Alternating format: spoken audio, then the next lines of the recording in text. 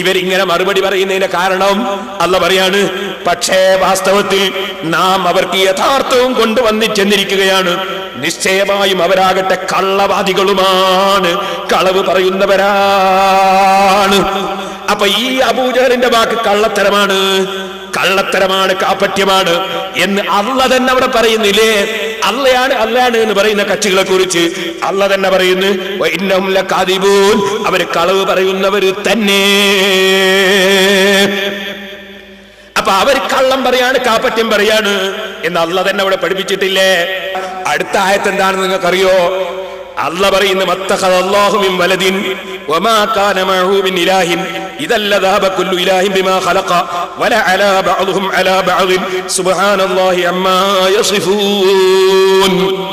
അല്ലാഹ് ഈ ചോദ്യങ്ങൾക്ക് മുഴുവനും മക്കാ മുശ്രിക്കീങ്ങള് അതേ ഭൂമിയിലുള്ളതും ഭൂമിയൊക്കെ അള്ളാന്റെതാണ്, എല്ലാം കൊടുക്കുന്നവൻ അള്ളയാണ് എന്ന് ചോദ്യത്തിന് ഉത്തരത്തിൽ മുട്ടിയപ്പോ മറുപടി പറഞ്ഞ മുശ്രിക്കീങ്ങളെ മുന്നിൽ അള്ളാഹ് ശേഷം പറയുന്നത് കേട്ടോ നിങ്ങൾ. എന്താ പറയുന്നത്? അള്ളാഹു യാതൊരു സന്താനത്തെയും സ്വീകരിച്ചിട്ടില്ല. എന്താ അള്ളാഹ്ക്ക് മക്കളുടെ അവരുടെ വാദം? അവനോടൊപ്പം യാതൊരു ഇലാഹും ഇല്ലതാനും, അള്ളാന്റെ കൂടെ വേറെ ദൈവങ്ങളുണ്ട് എന്നാ വാദം. അതിനെ അള്ളാഹ് ഗണ്ണിക്കാണ്. ഉണ്ടെന്നു വരികിൽ അല്ലല്ലാത്ത ദൈവമുണ്ടെന്നല്ലേ അബൂജഹൽ പറയുന്നു. അങ്ങനെ ഉണ്ടെങ്കിൽ അല്ലാഹ് പറയാണ്, ഓരോ ഇലാഹും അവൻ സൃഷ്ടിച്ചതും കൊണ്ടുപോവുകയും അവരിൽ ചിലരുടെ മേൽ പൊങ്ങച്ചം കാണിക്കുകയും ചെയ്യുമായിരുന്നു. അവര് വർണ്ണിച്ച് പറഞ്ഞുകൊണ്ടിരിക്കുന്നതിൽ അല്ലാഹു പരിശുദ്ധൻ. അവര് പറയുന്നത് അള്ളാന്റെ പറഞ്ഞ വേറും ദൈവം ഉണ്ടെന്നല്ലേ? അപ്പൊ ആ ദൈവം കുറച്ചുണ്ടാക്കി, കുറച്ച് ഈ ദൈവം ഉണ്ടാക്കി, എന്റെ ദൈവങ്ങൾ തമ്മിൽ തല്ലാവൂലേ എന്നാ അള്ളാഹ് ചോദിക്കുന്നത്. അപ്പൊ അവര് വിശ്വസിക്കുന്നത് ഏത് ദൈവത്തിലാണ്? പരസ്പരം പോരാടാൻ കഴിവുള്ള, അള്ളയുമായി പോരാടാൻ കഴിവുള്ള ദൈവങ്ങൾ ഉണ്ടെന്നാണ് മക്കാ മുശ്രിക്കീങ്ങൾ വിശ്വസിച്ചതെന്ന് ഈ അടുത്ത ആയത്ത് വ്യക്തമായി പഠിപ്പിക്കുന്നു. ഇനി അതിന്റെ പുറമേ മുജാഹിദിൽ പെട്ടുപോയ ഏതെങ്കിലും ആളുകൾ ഉണ്ടെങ്കിൽ ഒന്നുകൂടി ചിന്തിച്ചോ. ഇത് പേരോടിന്റെ വിവരണമല്ല. നിങ്ങളെ നേതാവിന്റെ ഖുർആൻ പരിഭാഷ നോക്കിയിട്ട് മറ്റൊരായത്തിന്റെ അർത്ഥം അതാ എഴുതിയത് വായിക്കട്ടെ. ഖുൽ ലൗ കാന മഅഹു ആലിഹത്തുൻ കമാ യഖൂലൂന ഇദൽ ലബ്തഗൂ ഇലാ ദിൽ അർശി സബീലാ. ഈ ആയത്തിന്റെ അർത്ഥം വിശദീകരിച്ചുകൊണ്ട് നിങ്ങളെ മൗലവി തന്നെ നിങ്ങളെ പരിഭാഷയെ തന്നെ എഴുതുകയാണ്, പ്രപഞ്ചനാഥന് പുറമെ മറ്റു ദൈവങ്ങൾ ഉണ്ടായിരുന്നെങ്കിൽ അവന്റെ അടുത്ത് ചെന്ന്, ആരടുത്ത്? പ്രപഞ്ചനാഥനായ അള്ളാഹുവിന്റെ അടുത്ത് ചെന്ന് അവനുമായി പൊരുതി അധികാരം കൈവശപ്പെടുത്താൻ അവർ ശ്രമിക്കുമായിരുന്നു. അപ്പൊ അള്ളയായിട്ട് പൊരുതിയിട്ട് അധികാരം പിടിച്ചെടുക്കാൻ കഴിവുള്ള ദൈവങ്ങളിലാണ് മുശ്രിക്കുകൾ വിശ്വസിച്ചത്. നിങ്ങൾ മനസ്സിലാക്കണം, അത് നിങ്ങൾക്ക് ചിന്തിച്ചുകൂടെ? അള്ളയാണ് ഇത് മുഴുവനും പഠിച്ചതെന്ന് പറയുന്ന നിങ്ങൾക്ക് അള്ള മാത്രമേ ദൈവമുള്ളൂ, അവന് കൂറുകാരനില്ല എന്ന വസ്തുത എന്തേ അംഗീകരിക്കാത്തത്? അത് നിങ്ങളുടെ വെറും കള്ളവാദമല്ലേ?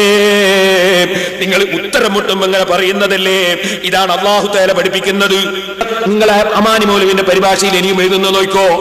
എന്താണ് അവരവരെ പറ്റി വിശ്വസിച്ചത്? അള്ളാഹുവിന് സമന്മാരെ കൽപ്പിക്കുക, സന്താനങ്ങളെ കൽപ്പിക്കുക എന്നീ രണ്ടു തരം ശിർക്കിനെയും ഖണ്ഡിക്കുകയാണ് ഈ വചനങ്ങൾ ചെയ്യുന്നത്. അവൻ മക്കളെ സ്വീകരിച്ചിട്ടില്ല, അവനോടൊപ്പം വേറെ ഇലാഹുമില്ല, അവനല്ലാതെ മറ്റൊരു ഇലാഹ് ഉണ്ടായിരിക്കുവാൻ നിവൃത്തിയുമില്ല. കാരണം അവനെ കൂടാതെ മറ്റു വല്ല ഇലാഹും ഉണ്ടാകുന്ന പക്ഷം അവർ തമ്മിൽ അധികാര വടംവലിയും അവകാശ തർക്കവും അനിവാര്യമാണ്. ഇതൊന്നും കൂടാതെ ലോകമൊട്ടുക്കും ഒരേ വ്യവസ്ഥയും കീഴിൽ നിലകൊള്ളുന്നത് ആർക്കും കാണാവുന്നതാണല്ലോ. അപ്പൊ നിങ്ങൾ നോക്ക്, ഇവിടുന്ന് പ്രസംഗിച്ച എന്താ മൗലവി? മക്കാ മുശ്രിക്കുകൾ വിശ്വസിച്ച് അവരെ ദൈവങ്ങൾക്ക് ഒരു കഴിവുമില്ല, ഒന്നിനും സാധിക്കൂല, പടച്ചോന്റെ കീഴിലുള്ള ബറു ഔലിയാക്കളെ പറ്റി സുന്നികൾ പറയും പോലെയാണ് എന്നാ മൗലവി പറഞ്ഞല്ലേ? ഞാൻ ചോദിക്കുന്നു, അങ്ങനെയാണെ പിന്നെ അള്ളാഹ് ചോദിച്ചതിന് വല്ല അർത്ഥമുണ്ടോ? എന്ത് ഒന്നിലധികം ദൈവം ഉണ്ടെങ്കിൽ പരസ്പരം പോരടിച്ചിട്ട് ഒട്ടാകെ നശിച്ചു പോയിരുന്നു എന്ന് പറഞ്ഞിട്ടുണ്ടോ? കാരണം അള്ളാഹിന്റെ കീഴിലുള്ളല്ലേ, പിന്നെ പോരുണ്ടാവില്ലല്ലോ. അപ്പൊ അള്ളാഹ് പറഞ്ഞ ദൈവം ഒന്നിനല്ലാണ്ടായി. അപ്പൊ ഇത് സഹോദരന്മാരെ, ഈ മൗലവിമാർ ജനങ്ങളെ കബളിപ്പിക്കുകയാണ്, ആയത്തോതി കബളിപ്പിക്കുകയാണ്. ഞാനിപ്പോ പറഞ്ഞല്ലോ, ഈ മൗലവി ഉദ്ധരിച്ച ആയത്തിന്റെ ഒക്കെ അവസാനത്തിൽ ഇവർ കളവ് പറയുന്നവരാണ്. ഈ മുശ്രിക്കുകൾ അല്ലാഹ് അല്ലാഹ് അല്ലാഹ് എന്ന് പറയുന്നുണ്ടെങ്കിലും അവർ കളവ് പറയുന്നവരാണ് എന്ന് അതിന്റെ അവസാനം പറഞ്ഞിട്ടുണ്ട്.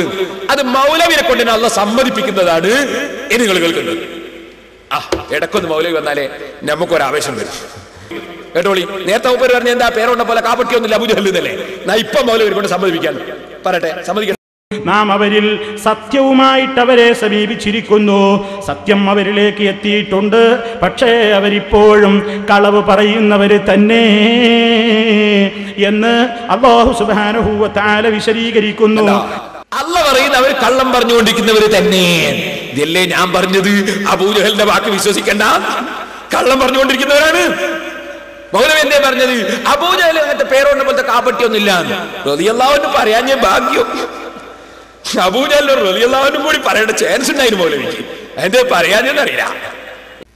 സഹോദരന്മാരെ, ഇതാണ് ഞാൻ എൻ്റെ കഴിഞ്ഞ പ്രസംഗത്തിൽ ആ ആയത്തിനെ സംബന്ധിച്ച് അപ്പുറത്തെ ആയത്തുകളും ഇപ്പുറത്തെ ആയത്തുകളും മൗലവിമാരെ പരിഭാഷകളും വ്യാഖ്യാനങ്ങളും ഒക്കെ വായിച്ചിട്ട് പറഞ്ഞത്.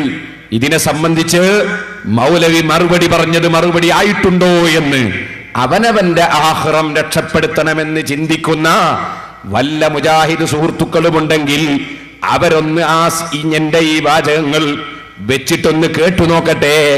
മറുപടി ആയിട്ടുണ്ടോ മൗലവി പറഞ്ഞത്? ഇല്ല ഇല്ല ഇല്ല. പടച്ചവനോട് പോരടിക്കാൻ മാത്രം കഴിവുള്ള ദൈവങ്ങളിലായിരുന്നു മുശ്രിക്കുകൾ വിശ്വസിച്ചിരുന്നത്. അതുകൊണ്ടല്ലേ അല്ലാഹു പറഞ്ഞത് പോരടിച്ച് നശിക്കുമായിരുന്നു. അതുപോലെ ഉണ്ടെങ്കിൽ അവര് പോരടിക്കാൻ വരുമായിരുന്നു. ഇല്ലാത്തത് കൊണ്ടാണ് ദൈവങ്ങൾ വരാത്തതെന്ന്.